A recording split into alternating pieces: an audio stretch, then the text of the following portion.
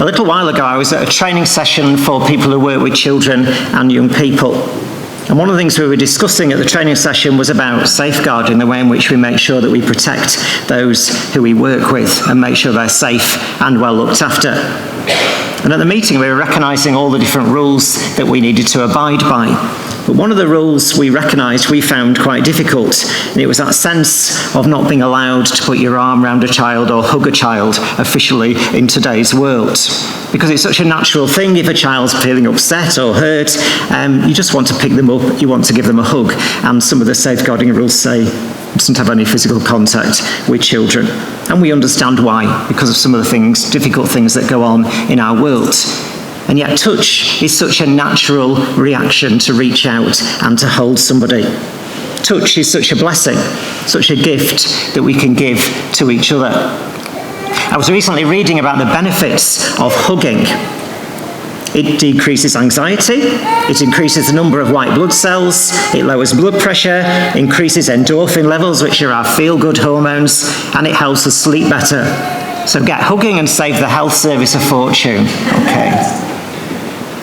Jesus was someone who recognised the value of touch. In that reading that we've just heard, we hear of 3 different times when Jesus reached out to people and touched them, offering healing, offering wholeness. He transformed their lives. And I just want to look at each of those stories in turn briefly and reflect on what it was that took place and how those lives were transformed. And maybe recognise something of how we need God's loving touch on our lives. So first of all, touch that brings healing and acceptance. There was a woman who Jesus touched. Jesus reached out to her and took. Initially, she reached out to him and touched his cloak, but then Jesus reached out to her. We're told that woman had been ill for 12 years, a long time. She suffered with some sort of gynecological problem. She must have been weary and she must have been tired. But worse than that, in that culture, in that society, if you were someone who had those particular problems, you were regarded as an outcast. Nobody wanted to know you because they saw you as being unclean, untouchable. No one would have gone near you. So she would have been seen as untouchable. Nobody would have wanted to go near that woman. And we can only imagine what that must have felt like for her. Before I was a minister, as some of you know, I was a nurse, and in the early 1990s I worked in a hospice over in Hull. And we cared for people in the hospice who were living with life-threatening illnesses, long-term illnesses, but particularly people who had cancer. And we also at that time were caring for those who had AIDS and HIV. And those people were often seen as outcasts, as the untouchables. I remember working there, and some of the domestic staff, the people who collected up the meals and things and gave out the meals, found out that we had someone in the hospice who had AIDS. And so they said they wouldn't collect plates from anybody because they were frightened they were going to catch it. It caused a lot of problems. It was simply down to a lack of understanding about how that particular disease was transmitted. But I was reminded then, and I'm still reminded of what it must be like for people who feel they're outcasts, untouchables. Nobody else wants to go near them. But going back to our outcast woman in that story, Jesus has no such issues. He's happy to reach out and touch her. He heals her physical problems, but in doing so also gets rid of that social rejection which she was feeling, showing her that all are welcome. He's come for all people. That message is the same for us. None of us needs to feel rejected. None of us are excluded from God's love. No one is outside of the touch of God. And so that woman is transformed from a weary, tired, social outcast to a healed, renewed woman who can live life to the full. What can God's transforming touch do in our lives? And then touch that brings sight to the blind. The second story is a story of 2 men who are blind. 2 people for whom life was really tough. To be blind is a great challenge in today's world with all the adaptations and the extra things that can help, but we can't imagine what it must have been like in a world without all those things. You couldn't work, you'd have to rely on your family, it would have been a really tough existence. Might have affected your self-worth and made you feel as if you were a burden on others. Day-to-day life would have been a real struggle. Yet Jesus came to those two men, he reached out and touched them, and he healed them. He gave them back their sight, and in doing so, transformed their lives. For many of us here this morning, we're blessed with eyesight that means we can see things.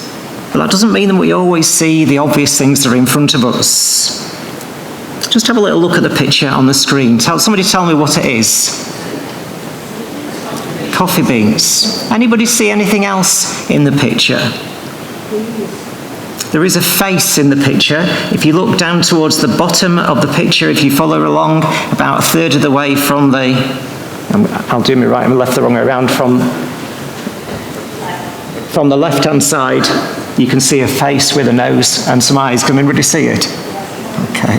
Don't worry if you can't, it's well hidden. Sometimes we don't see what's in front of us. Sometimes we don't see what we really need. When it comes to Jesus, we need to open our eyes, not just physically, but spiritually, to what he can offer us, the difference that he can make in our lives. We need to see that he can bring life in all its fullness.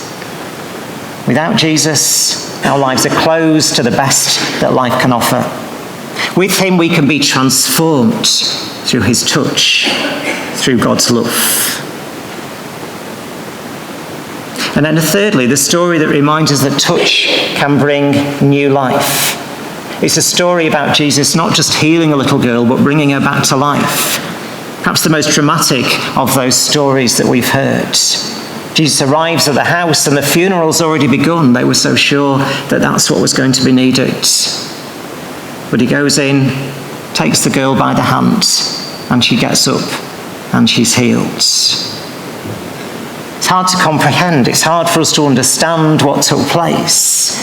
And yet God has power even over life and death. And through Jesus, he overcame death and restored that girl's life. She was transformed through his touch, and her life began again. This morning, we've had a baptism for Amelia. And we read that wonderful prayer in the service. I'm just going to read it again. I said, Amelia, for you Jesus Christ came into the world. For you he lived and showed God's love. For you he suffered death on the cross. For you he triumphed over death, rising to newness of life. For you he prays at God's right hand.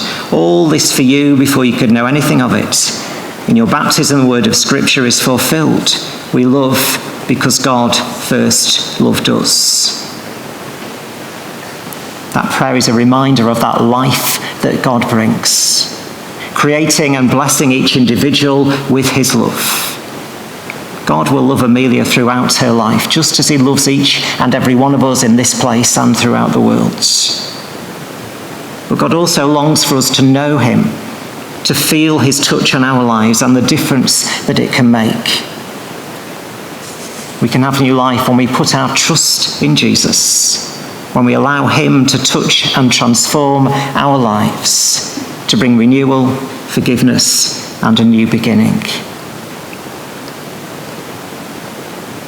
So three stories in which an encounter with Jesus changes people's lives. 3 stories of transformation through the touch of God. But there's something else in all those stories that they have in common. Because in each case, there was an openness to Jesus. People coming to find out. People coming because they knew there was something about him. Searching out Jesus as someone they wanted to trust in, to put their faith in. We put our faith in a lot of things in this world. Money, computers, cars, houses, insurance, banks. None of them come with any guarantees. Jesus, however, will never let us down. He won't go bust. He won't break down. He won't miss a virus. He won't lose value. He'll always be there, reaching out to us. offering us the touch of God's love. As he welcomed the woman, may we see the welcome that he gives to us. As he gave sight to the blind, may we see him as the one who can transform our lives. As he gave new life, may we invite that transformation into our hearts today. May he touch our hearts. Amen.